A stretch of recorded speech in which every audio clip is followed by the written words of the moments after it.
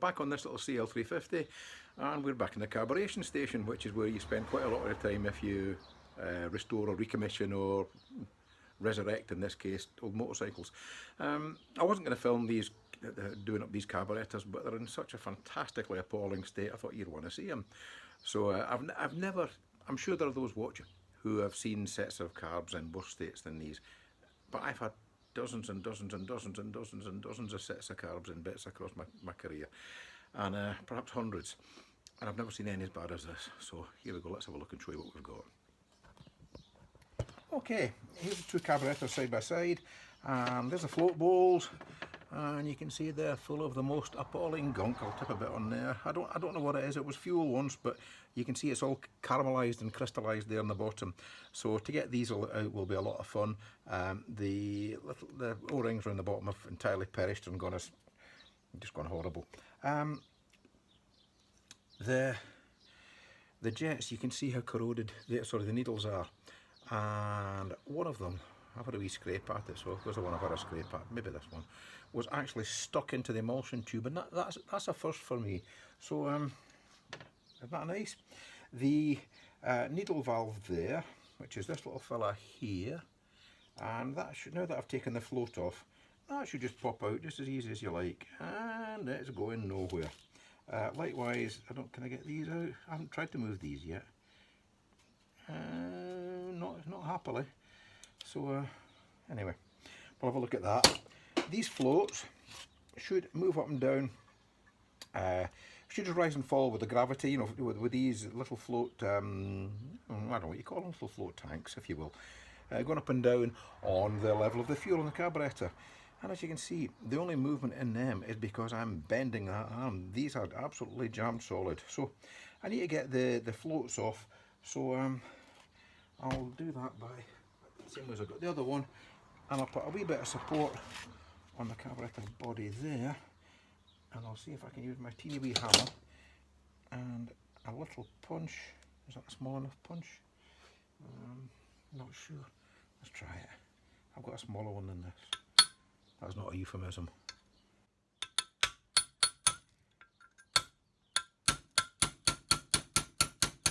Yeah, going. And that is absolutely jammed into the float, where the fuel's caramelised across many generations. And as you can see, the state of that. This bike may indeed not have run since 1978. So I would usually take great care of keeping these, all the bits that came out of each carb, specific to that carburetor. But I think here it's hardly likely to matter, because I'm probably going to, if I can get them into bits indeed and get the emulsion tubes out, I think either going to have to be renewed, and it may be that I can't get them out at all, in which case it's a different game, but still one which we'll enjoy and win. I'll pop these, I'm going to pop these into that little basket there in a minute. In fact, I'll put them in now, so I'll put them in my cleaner, which is warmer up in the corner there. A bit like Muhammad Ali, but not as entertaining. Oh, that one might, oh, that one's coming out. I don't know if its friend will come out. Hey, that one's going to come off. Result. I didn't expect that. But naturally, they're absolutely solid. You can usually just hold them up to the light, and often you can hold them up to the light and see a bit of light through them. But these, I think even if I poke, I'll try and poke a bit of guitar string through it. Used for everything, you see. And that's got a wee kink in the end of it. So I'm sure Mr. Gibson won't mind. Some of his strings. Yeah, that's just, oh, there, it's gone through. That really surprised me, so I'll put that in there as well. And its friend is lying there. I'll just see if we can get that through. Yeah, it's gone in. Hey, hey. Okay. Back over there. And let's just try. Now, this little plug here is really key to everything. If this plug is missing, perished or whatever, and you forget to put it back in, or you haven't got one, you can't get the carburation right. That's just it's come out. Right. And sometimes when you get a gasket kit, they don't come with these. I'm not going to put those in the cleaner because they won't like the heat. Where's my pliers? Come on guys, where did I put them?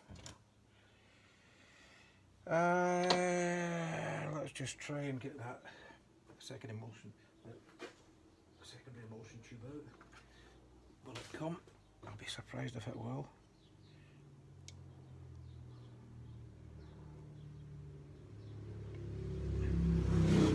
And the question is, do I try and get it out now, or when I've cleaned it? This is going to come out now. Maybe. Just so careful with these, because if you chew up in situ, it's a real problem.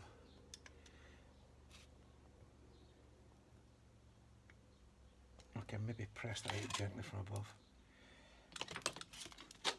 So I wouldn't normally do this because I can burr the end up, but I can give that a wee press and get it down. Yeah, that is going to come out. Wow.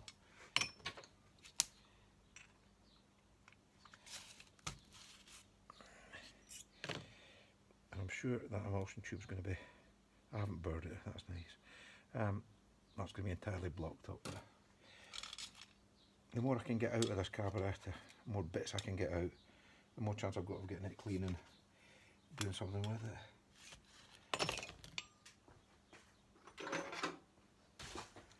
Once again, just try and get that in there and even get the main emulsion tube moving. That does not want to move. You can just see, can you just see?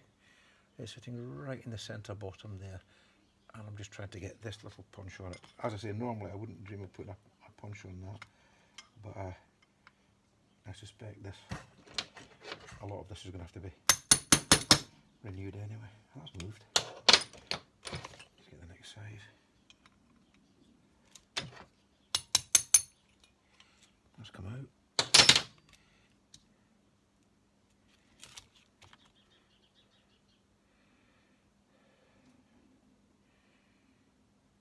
Yeah, you can actually, there's a stack of holes down there, but you can actually only see the two at the top. The rest of them are pretty bunged up, so I'll run my guitar wire through those before I pop them in the cleaner. And maybe we can save some of these bits, or having to Murgatroyd perhaps all of them. Mixture screw, let's just pop that out. Well, that doesn't want to move at all. I think it's got a better fitting screwdriver on that. See if it'll come out.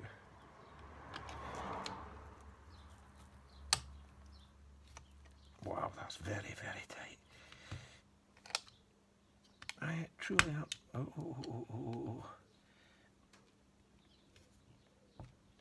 Just ease it out a bit at a time. It'll start to come more freely after a while.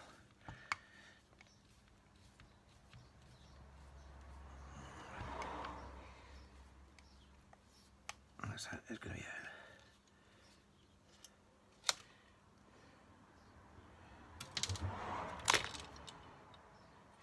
Alright, will the needle valve come out?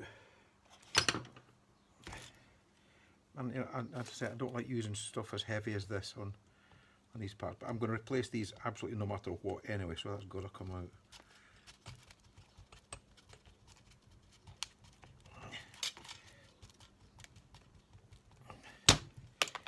Oh, the needle valve's come out anyway. We'll find a wee spring will be seized on the top. Yes, it is. That little spring, that little plunger there where my finger is, that plunger there should go up, and it should be, it's sprung, so the float just rests against that, and it needs to have some movement in it. So we'll get some new ones of those. Now get the seat out. We'll want a coconut.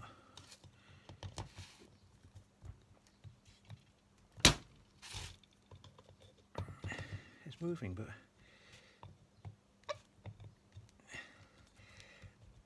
I might need to pop that in the cleaner and get that out afterwards. But that's about ready to go in now. There might be a little spring, there should be a little spring in there, and there it be.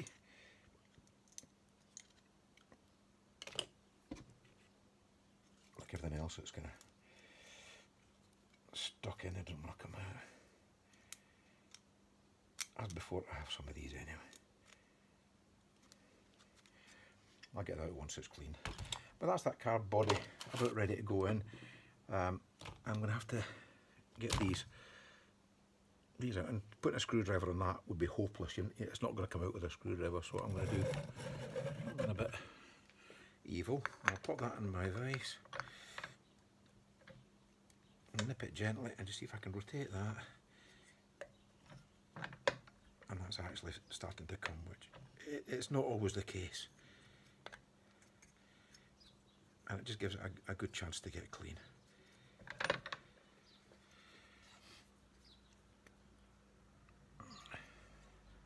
And you can see there's a little chamber down the bottom. There's a little chamber in the bottom there, where all the residue would normally expect to be able to drain. But that's absolutely jam solid with this caramelized residue.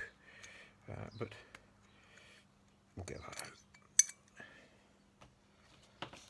Let's even do the same with this bowl, which is in a similar state. You can see there's no sign of the little. Oh, there is. You can just about see it, but it's jammed to block it with the gunk. So let's just try and do the same here. Just nip that gently, and hey, that's good too.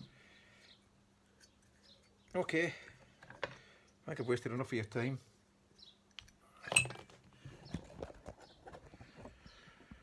So you can see what we're dealing with here. More and more evidence shows that this little bike hasn't run for generations, and if the tax sticker on the on top of the fork leg is to be believed, it's 1978, and evidence is pointing towards that being perhaps the truth. So it'd be nice to get it going, and we'll get this little bit running probably during the life of this little film you're going to watch now. So fingers crossed. Hi there, I've got these carbs in bits, and I've had them in my cleaner, and they're looking tons better. I've got most of the bits out, and I've got actually most of the bits here and stuff that I've got from previous joy with carburation. I can do them up. The problem being, both floats, can you hear that? Both floats are leakers, so I've got to get a pair of floats. I will put some new needle valves in as well, of course. But I've got the emulsion tubes out, but there's a little jet in the bottom of the this little aperture here, which is generally protected by this tiny plug that you can just see there. And the one in there, no, can you see it? I don't know if you can see that or not. Well, it sits down there, and I managed to get this one out. But in this carburetor here, I can't get it out. I've got it unscrewed, and you can hear it. You can hear it as it rises and falls on the thread. Hope you can see that, but I can't get it out. Now, I don't know if that jet's blocked, but if I don't know if it is, I have to assume that it is, so I've got to get it out. There's no way around that, is there? I have spare ones here, so let me just lift that up. There, you can get a look at me better. Why would you not want to? So what I'm going to do is I'm going to run a little drill down that, and then I'm going to see if I can put a spare needle from a slide, off I think it's off a KZ650, and that's tapered, of course, as you can see. So if I can run that carefully, run this tiny drill there carefully down that, I can just slide this onto it and perhaps get it to get the taper to bite onto the hole I'm putting into it. The problem being, if I can't get it out, I've bollocksed it. So let's give it a go. And if you see what I got, you might see a grown man cry in a few minutes, but let's try it. Okay, let's slide that, put that down there so you can see it. And I'm just going to get my drill and align that very carefully with that, which is not so easy when you're 60 odd years old and your eyes are not what they were. However, if I slide that down so you can see it better. These modern telephones are fantastic, aren't they? Okay, right. It's actually easier to use than the proper camera. Okay, here we go. Oh, that's just bitten onto it.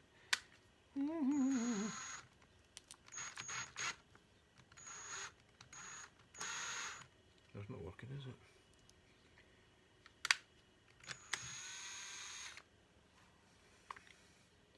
And that's just not quite biting on the drill, because the drill's so small, the chuck doesn't really want to hold it properly. This is just a shite chuck.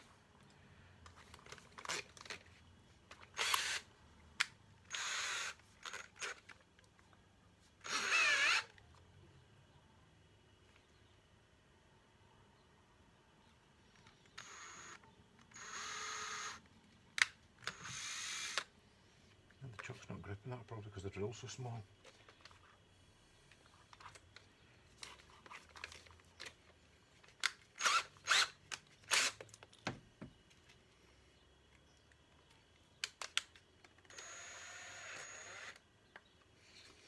Yeah, the chuck won't go small enough. Damn. Okay. I'm going to have to run a drill down in there anyway. I just said about grown man crying.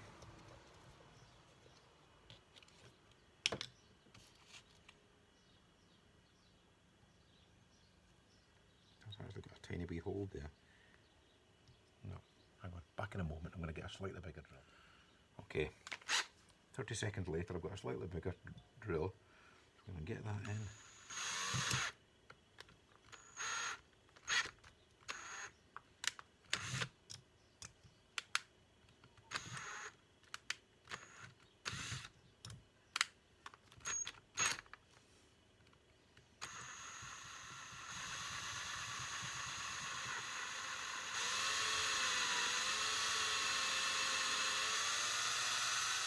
Right, that's drilled down into that gently. We're going to give that a squirt of the magic gunk.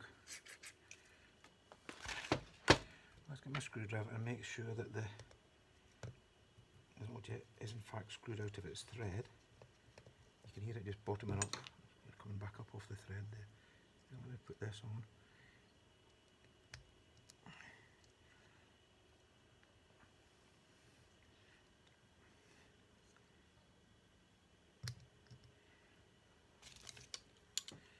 I want to get that taper to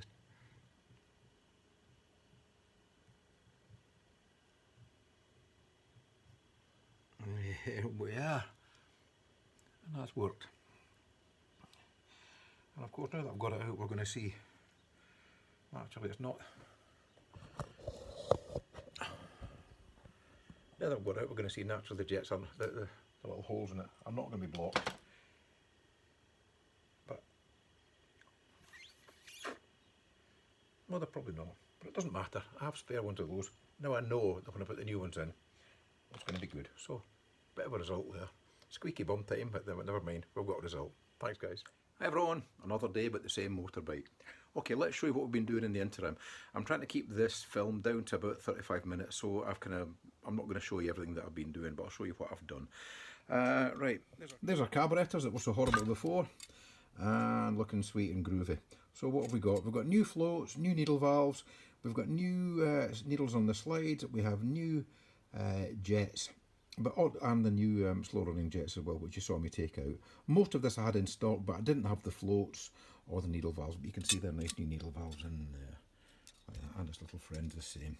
So the carburetor's looking loads and loads better, so I'm going to pop those back together now, or in a moment. Just wanted to pop new, look how much cleaner those are from where they were dreadful, weren't they, but now they've come up okay. I think that's alright. I've got put new O-rings on there, and just a little tip for you, those of you that do this: when you get them, the new O-rings, quite often they don't want to go in. They're a bit, well, they're stretchy. That's the nature of them, and they might not want to just sit in that aperture nicely. So I've cleaned the aperture out well, and we've got nice clean faces, as you can see. And all you do is put a little bed of grease in the channel, roll the O-ring into the channel with your thumbs, and then put a little smear of grease on the top of it, and that'll hold that there forever. Until you can just pop it down there and it stops it coming out and getting trapped. I've taken these to bits before now, and they've been super glued in. They've even been made up of out of lots of little worms of O-ring that are, you know, from broken O-rings. Why would you? But anyway, they're going to be fine. So I'm sure these carbs are going to be okay. I've made up gaskets for the, and you can see there's what I've made them out of, you know, for the little housings on the end of the camshaft for the tack drive. Here we are for the tack drive, and for the camshaft housing, the tack drive on this side there. You can just see the edges of them sticking out, and you can see how well this is washed off. It really has come up nicely, so I'm quite pleased with it, and more of it suggesting the fact that this really is a low miles bike, so that's good. I've set the tappets. I'm going to pop a new battery on and do a compression test. Look how well this has come up. New battery is there. Why are new batteries so crap? There's a question I'm putting to all of you. Because they don't seem to last any time at all. But never mind. Let's pop this on. We'll do a compression test. As long as that's okay, we'll get all this back together and the carbs on. And I'm going to turn these coils around so they fit the right way. And then all this stuff here, we're all tucked nicely up there, and I'll put a big cable tie around that. And that'll just be so much neater and tidier. Right, we've got a battery in this wee bike, and I connected the battery up and I wanted to do a compression test. But I just pressed the button to see if the starter would spin the engine over. And this is what happened. It makes this appalling noise that sounds like this. And you can see by the cam gear turn there, it occasionally gets hold.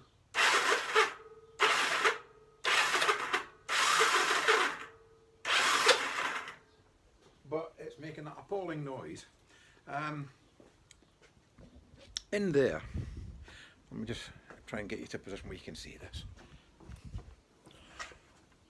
On the end of the starter, through there, on the far end of the starter, is an epicyclic mechanism, and it's got a sun gear in the centre that is driven by the shaft in the centre of the starter motor, two gears that sit around the outside of that, and those drive a tooth gear around the outside of that. That's called an annulus. So it's sun gear, planet gears, annulus, and that annulus in turn drives the starter mechanism. So I don't know where the problem lies. I'm hoping the problem's going to lie in the starter motor and not in the starter clutch, because that's just loads more aggravation. And we've had enough of that already, I think you'll agree. So I'm going to put the starter motor off now. If necessary, I'll nick a starter off another bike, because I've got 6 of these just now. So I'll nick a starter off another bike and pop that on, but let's have a look and see what I can see in the starter. Okay, speak in a moment. Okay, I've got the starter off. I hope you can see in there. Move that. And that's what you would call the sun gear, that gear in the centre of the starter motor. I don't like to see all that kind of metal around there.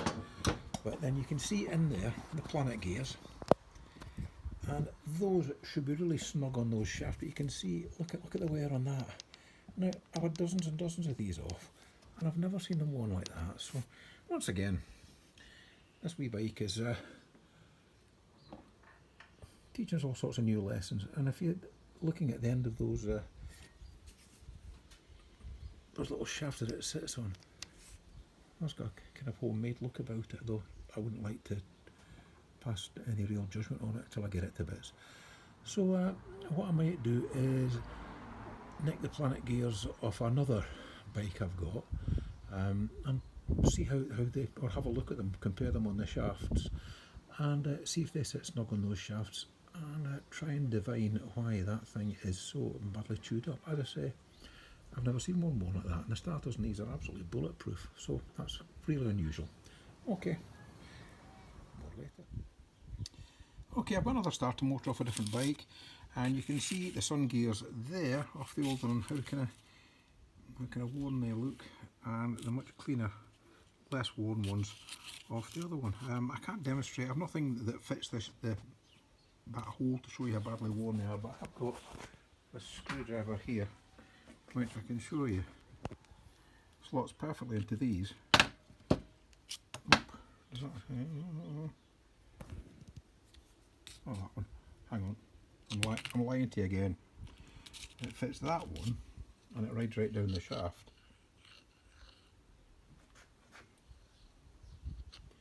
Yeah, I'll try one of the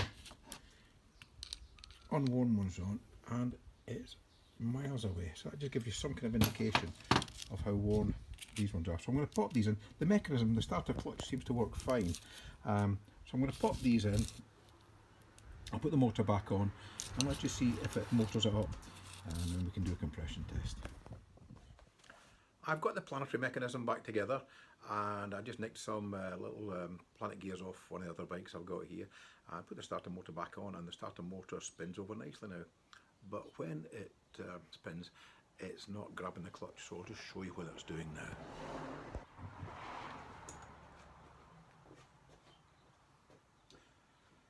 I'll just show you what it's doing.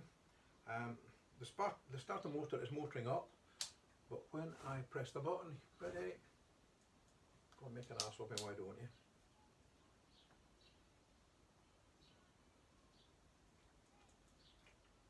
Wait a minute. I could be the first to notice this.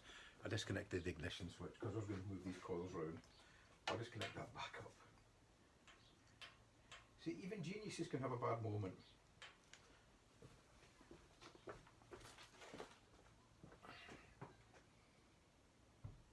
Trust me, I don't show you all the mistakes. Ready?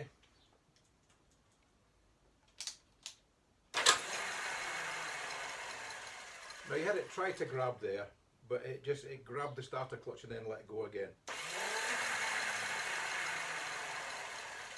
And that's what it's doing. It's actually spinning the hub, but the mechanism's not flying out and grabbing the rotor. So we've got a problem, and what it probably means is I'm going to have to take this gizmo here off. Hang on, I'll just turn this so as you can see it. Forgive me, guys. The starter clutch sits behind there and is driven by a chain coming down from the planetary gear, which sits kind of behind there.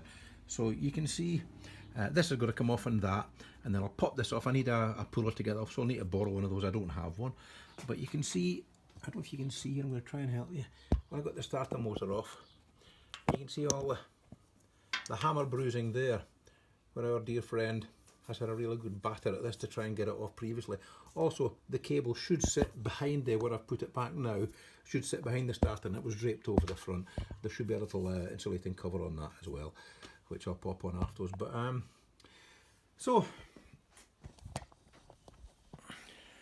it's all going to get interesting again. We're not going to get a run out of this across the immediate 15 or 20 minutes of film, I fear, but never mind, we'll get there and we'll get this little bike running across the next week or so, so stay tuned. So we'll need to dig a bit deeper than we thought. I need to take the exhaust off, which is a work of a couple of minutes. We need to take the side covers off and get a look in there. So I could kick up on a kickstart, but I'm kind of loath to do that because finding the things that we're finding, I don't know what's in the bottom, and if there's something loose in there and it gets picked up, we've got all sorts of damage to deal with afterwards. So really, I want to have a look in there before we start it. If I get in there and find that it's all really quite nasty and I'm uncomfortable with it generally, we'll take the engine out, and if I get that far, there's no way I'm not going to just take the bike to its constituent parts, which is the work of 3 or 4 hours to take it totally to bits, and I'll send the frame off and get it powder coated, and we will end up with a full kind of restoration from the ground out.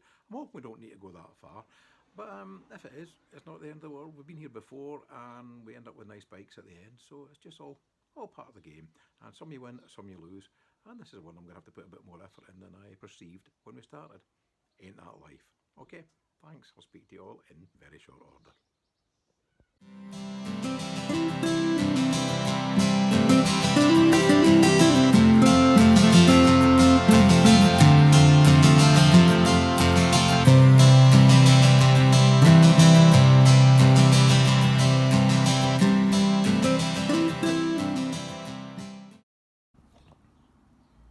Exhaust off. Here's a great bodge. There we are. Wrong size screw, so you put on one this length, and instead of chopping it down to the correct length, you pack it with a zillion washers. And there's another one here which was much the same. These are wrong anyway, they shouldn't be on there. So it's getting still throwing up more fun.